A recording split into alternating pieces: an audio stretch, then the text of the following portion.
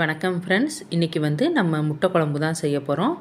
இதுக்கு நமக்கு எத்தனை முட்டை தேவையோ அதை முதல்லையே வேக போட்டு எடுத்து வச்சுக்கலாம்.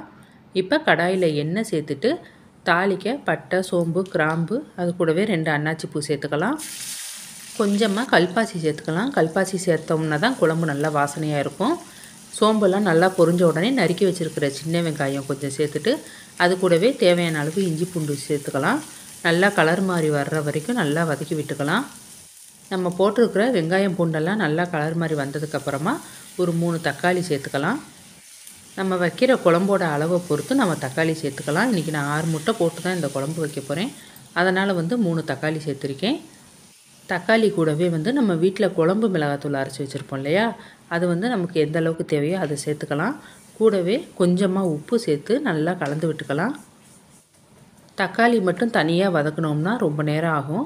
மசாலாவையும் சேர்த்து வதக்கிட்டோம்னா மசாலா வாடையும் போயிடும், நமக்கு தக்காளியுமே நல்லா வதங்கி வந்துடும்.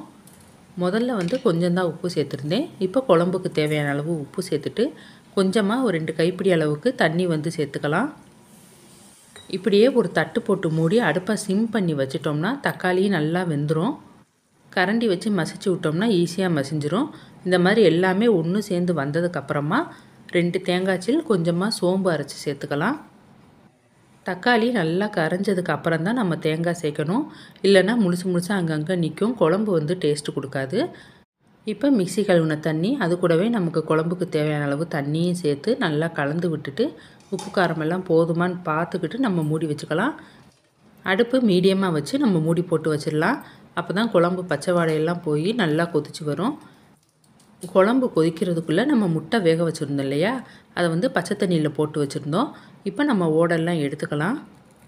அப்புறம் எப்பவும் போலவே நம்ம கத்தி வச்சு ஒரு 4 கோடு போட்டு வச்சிடலாம். அப்போ தான் குழம்பு உள்ளே இறங்கி சாப்பிட்றப்ப நல்லாயிருக்கும்.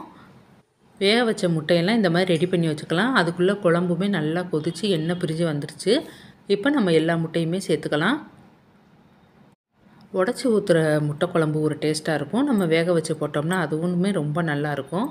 நீங்கள் இந்த மாதிரி முட்டை குழம்பு செஞ்சு பாருங்கள், ரொம்ப சூப்பராக இருக்கும். இப்போ நம்ம கொஞ்சமாக கொத்தமல்லி சேர்த்து நல்லா கலந்து விட்டுட்டு ஒரு தட்டு போட்டு 5 நிமிஷம் மூடி வச்சுக்கலாம். நம்ம இன்றைக்கி குழம்பு மிளகாத்தூள் சேர்த்து தான் இந்த முட்டை குழம்பு வச்சுருக்கோம். அந்த பொடி இல்லைன்னா நம்ம எப்பவும் யூஸ் பண்ணுற மாதிரி மிளகாத்தூள், மல்லித்தூள், அது கூடவே கொஞ்சமாக மஞ்சத்தூள் சேர்த்துக்கலாம். முட்டை சேர்த்துட்டு நம்ம ஒரு 2-3 நிமிஷம் தட்டு போட்டு மூடி வச்சுருந்தோம்.